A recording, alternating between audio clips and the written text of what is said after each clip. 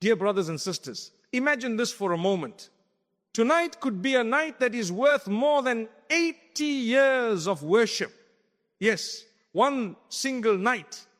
A night that could erase years of sins. A night that could completely change your record with Allah subhanahu wa ta'ala. This is Laylatul Qadr, and the most incredible part is this. We do not know exactly which night it is. It could be the 21st night.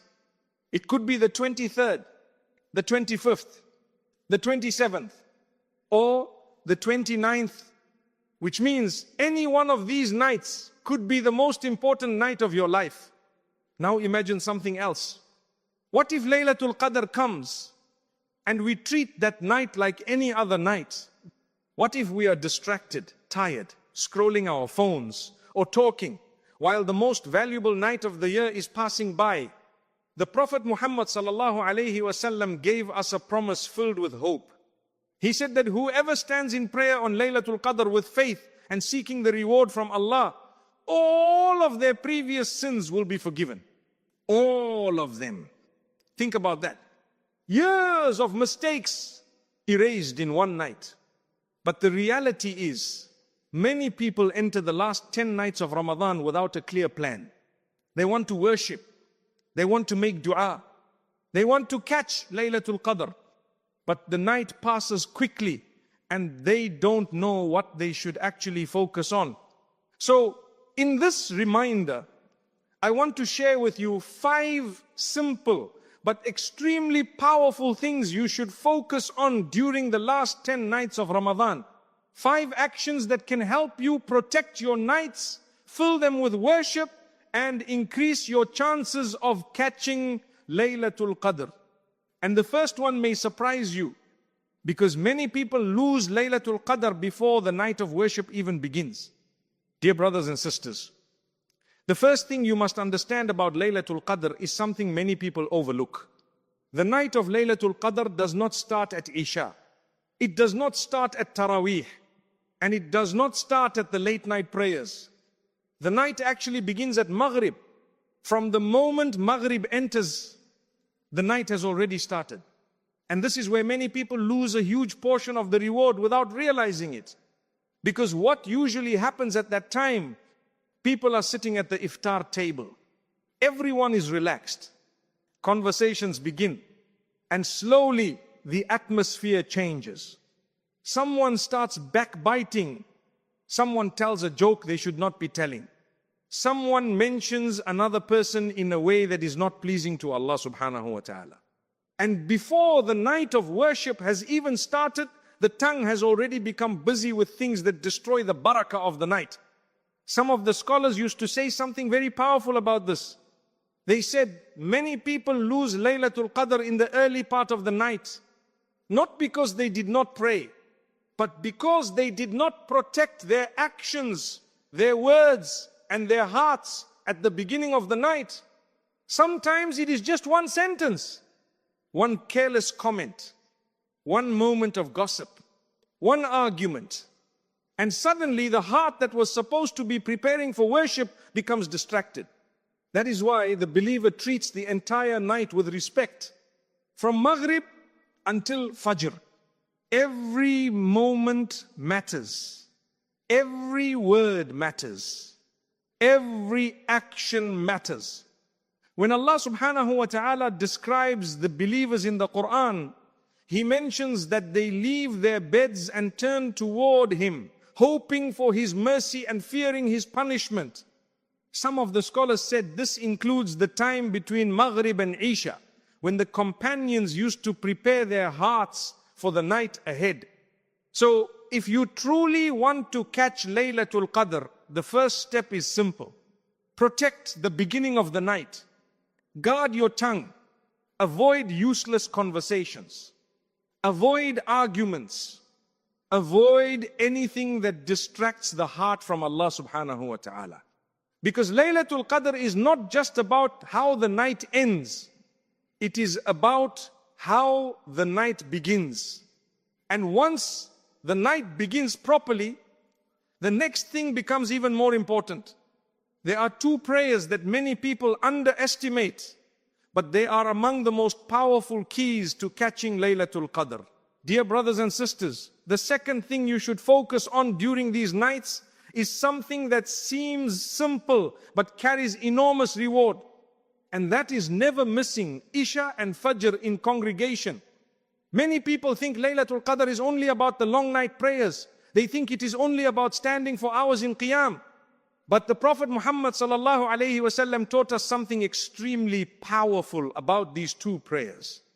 He said that whoever prays Isha in congregation, it is as if they have prayed half the night. And whoever prays Fajr in congregation, it is as if they have prayed the entire night. Think about the mercy of Allah subhanahu wa ta'ala in this. Some people may be tired. Some people may not be able to stand for long hours. Some people may struggle to stay awake all night. Yet Allah subhanahu wa ta'ala still opens the door for them to receive the reward of the entire night just by protecting these two prayers. But many people make a mistake here. They stay awake late at night. They pray long voluntary prayers, but then they sleep through Fajr, or they delay Isha, or they miss it completely in congregation. And they do not realize that they may have lost a huge portion of the reward. So the believer thinks differently. The believer understands that the foundation of the night begins with the obligatory prayers. First, protect Isha, then protect Fajr. If you can pray them in the masjid, that is even better. And if you cannot, then pray them properly and on time wherever you are. Because sometimes a person may pray only a small portion of the night, but they guard Isha and Fajr sincerely. And Allah subhanahu wa ta'ala may write for them the reward of the entire night. This is the mercy of Allah subhanahu wa ta'ala. And once you have protected these two prayers, there is another opportunity that many people miss. An action that can make it feel as if you spent the entire night in worship. Dear brothers and sisters, the third thing to focus on during these nights is something many people overlook, and that is praying with the Imam until he finishes. Sometimes people come to the masjid for Taraweeh, they pray a few units, then they leave early. Maybe they feel tired, maybe they feel they have already prayed enough.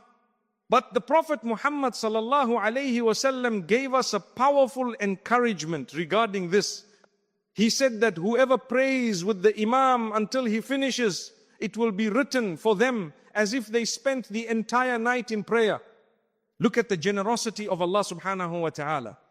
Even if the prayer itself is not very long, even if the recitation is short, simply staying with the Imam until the end carries an incredible reward. But many people lose this opportunity. They leave before the prayer ends. They leave before the final witr. And they do not realize what they may be missing. The companions of the Prophet Muhammad sallallahu alaihi wasallam understood the value of every moment of worship.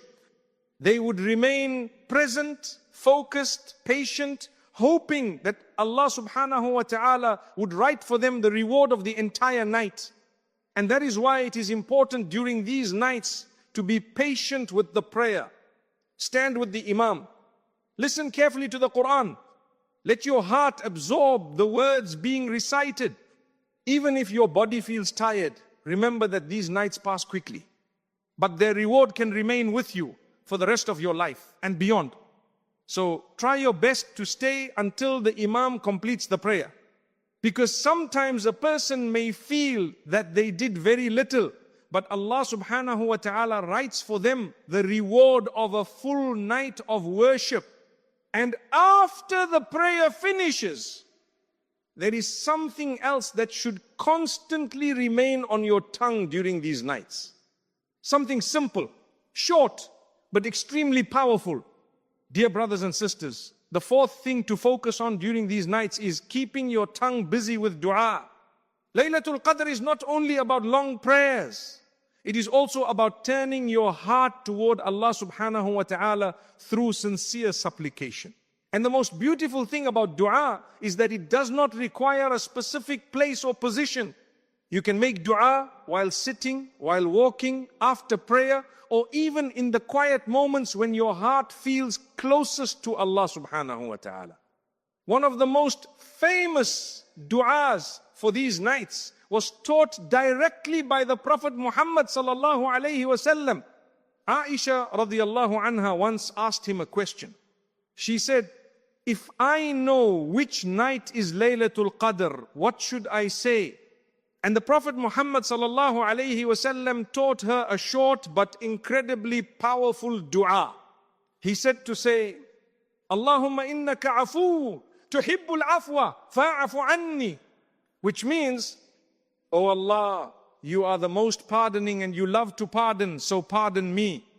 Notice how short this dua is. Anyone can memorize it. Anyone can repeat it.